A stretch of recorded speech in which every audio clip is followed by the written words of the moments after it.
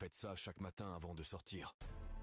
Vous êtes-vous déjà demandé pourquoi certaines personnes semblent attirer la richesse sans effort, tandis que d'autres, malgré un travail acharné, luttent financièrement? C'est la question centrale explorée dans le best-seller de Robert Kiyosaki, Père riche, Père pauvre.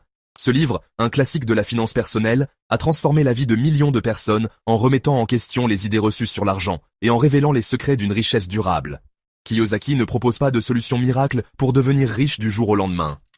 Au lieu de cela, il fournit des principes intemporels et des conseils pratiques basés sur ses propres expériences en grandissant avec deux figures paternelles, son père biologique, Père pauvre, et le père de son meilleur ami, Père riche. À travers leurs points de vue contrastés sur l'argent, Kiyosaki dévoile les différences clés de mentalité et d'action qui séparent les riches des autres.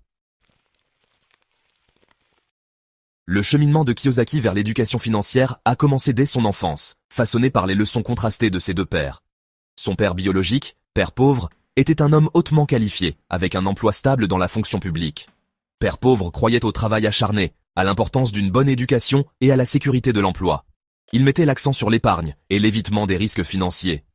Bien que ces principes semblent judicieux en apparence, ils représentent une mentalité limitée à gagner sa vie, et non à construire sa richesse. À l'inverse, Père riche, un homme qui a quitté l'école secondaire et bâti un empire commercial, a enseigné à Kiyosaki une approche différente de l'argent. Père riche croyait en l'éducation financière, l'investissement et la création d'actifs générateurs de revenus. Il insistait sur l'importance de comprendre comment fonctionne l'argent et de le faire travailler pour soi. Cette mentalité entrepreneuriale, axée sur la création et l'exploitation des opportunités, constitue le fondement des enseignements de Kiyosaki. Beaucoup de gens se retrouvent piégés dans la routine métro-boulot-dodo, un cycle où l'on travaille dur, gagne de l'argent et dépense la majeure partie, sinon la totalité, en dépenses et en passifs. Ils échangent leur temps contre de l'argent, vivant souvent d'un salaire à l'autre, et ne parviennent pas à construire une richesse durable. Ce cycle, perpétué par le système éducatif traditionnel et les normes sociétales, maintient les individus attachés à leur emploi et dépendants des revenus du travail. Kiyosaki remet en question ce paradigme, soulignant l'importance de l'éducation financière et de la libération de cette routine. Il affirme que la véritable liberté financière ne vient pas d'un revenu élevé, mais de la création de sources de revenus passifs qui génèrent de la richesse même pendant que vous dormez. Cela nécessite un changement de mentalité, passer de la sécurité de l'emploi à l'éducation financière, de travailler pour l'argent à faire travailler l'argent pour soi.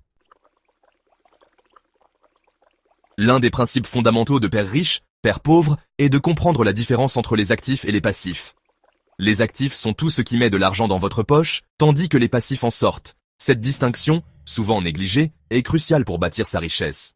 Parmi les exemples d'actifs, on peut citer les entreprises qui génèrent des revenus et peuvent prendre de la valeur, les biens immobiliers locatifs qui fournissent un flux de trésorerie constant et un potentiel d'appréciation, les actions qui offrent des dividendes et un potentiel de croissance à long terme, et la propriété intellectuelle qui peut générer des redevances ou des droits de licence.